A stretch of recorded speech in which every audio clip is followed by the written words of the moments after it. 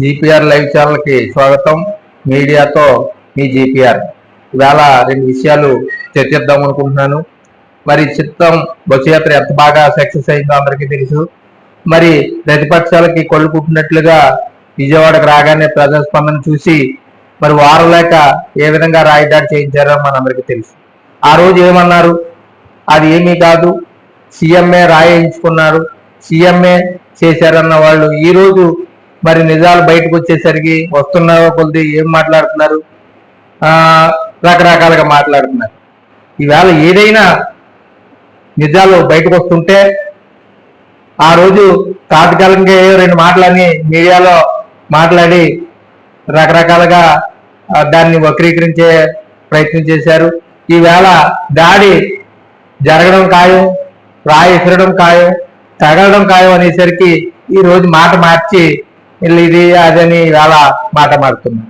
అసలు ఇంకా మీడియా సమావేశం చీపి పెట్టకముందే ఎలక్షన్ కమిషన్ ఫిర్యాదు చేసి మా బండాన ఉమాని ఇరికించే ప్రమాదం ఉంది, లేకపోతే మా కార్యకర్తలు వాళ్ళని ఇరికించే ప్రమాదం ఉందని రకరకాలుగా మాట్లాడి నిజంగా చట్టాలను కానీ అన్ని విధాలుగా ఏ విధంగా చేస్తున్నారు అనేది ప్రజలు అందరూ అన్ని విధాలుగా గమనిస్తూ ఉన్నారు.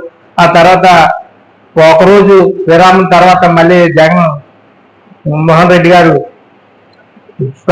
స్పందన చూసి ఇంకేం చేయాలో తెలియని సందర్భంలో ఎటు చూసి ఇది మన మీదకి వచ్చి ఇలా ఉందనేసరికి మళ్ళీ ఈ తప్పుడు ఆరోపణలు చేస్తా ఉన్నారు.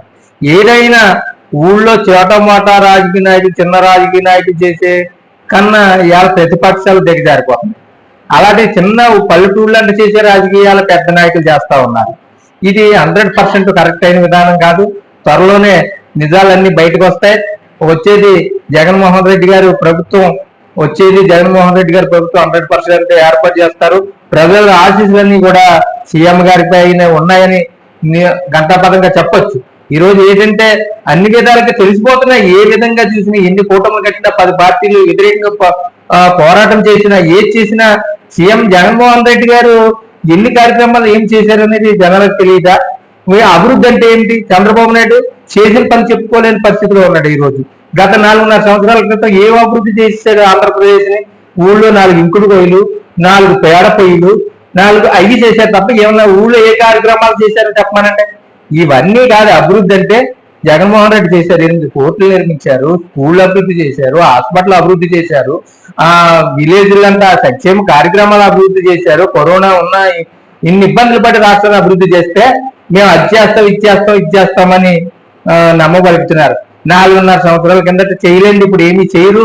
జనాలు ట్రాప్ లో పడేసి ఏమన్నా కానీ చేస్తే జనాల రక్తం పీల్చుకుని తాగేస్తారని కూడా నేను తెలియజేస్తూ, ఇది రాబోయే రోజుల్లో జగన్మోహన్ రెడ్డి గారు అన్ని విధాలుగా భగవంతుడు అన్ని ఆశీస్సులు అందించి జూన్లో జగన్మోహన్ రెడ్డి గారు ప్రభుత్వం ఏర్పాటు చేయడం ఖాయమని మీడియాతో మీ జీపీఆర్.